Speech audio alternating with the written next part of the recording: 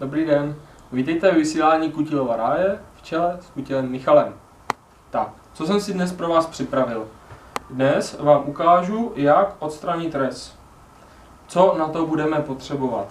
Budeme na to potřebovat sůl, citronovou šťávu, ocet a vodu. Tak, vše smícháme. Poměry zde nehrají roli, záleží na vás, kolik toho budete potřebovat.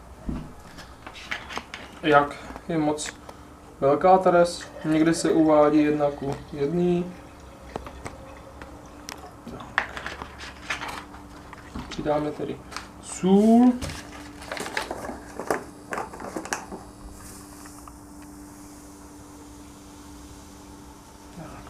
Čím víc, tím líp samozřejmě. Zalijeme to vodou. Tak, vše důkladně promícháme. Jsem to krásně promíchal. Tak a teď to důležité. Vložíme do toho šrouby, případně jiné drobné součástky, které potřebujeme nechat odreznout. Někde se uvádí, že to necháme v této směsi 2 hodiny. Já, když jsem to zkoušel poprvé, nechal jsem to tam den a výsledek je opravdu hrozný.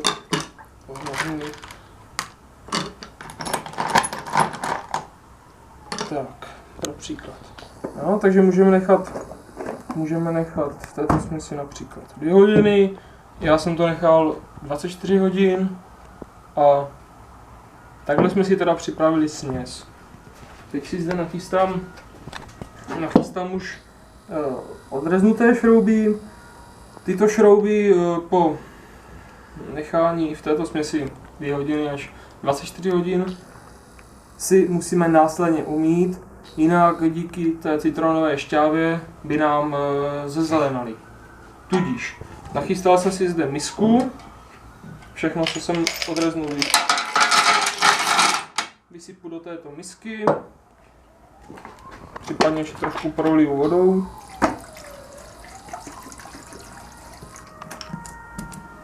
Tak, a teď to důležité.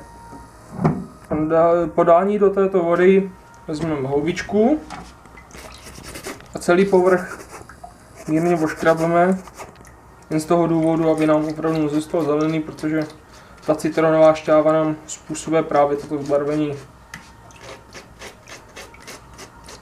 Jo, mírně to takhle očistíme a potom, aby nám tam nezůstala, tak otřem do hadru a šroub by měl být, jak vidíte, čistý a odreznutý. Když to například porovnám s tímto šroubem, můžete vidět, že opravdu funguje.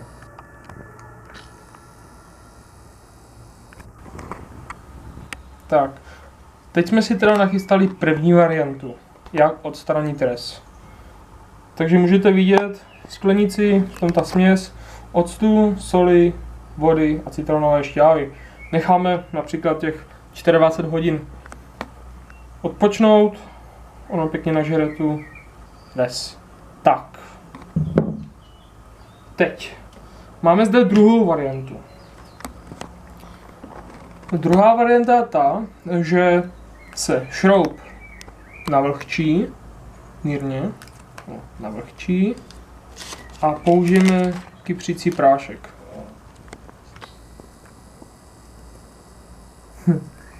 Dělám tady nějaký zvíře. Jo? Takže takhle celý šroub můžeme pomocí kypřícího prášku posypat a následně oklepat a následně namočíme opět. Jo? Vyčistíme. Můžeme použít zase houbičku pro dobré odstranění. No. Ale osobně si myslím, že první varianta je účinnější. Tak. jsme měli tuto variantu. Číslo 2. No, takže máme dvě varianty, ještě takové shrnutí. První ta směs a druhá kypřicí prášek. Jestliže se vám líbilo naše video, tak nás nezapomeňte sledovat na našem Facebooku nebo na našem blogu. Pod videem najdete odkaz na náš článek. Všem kutilům zdar!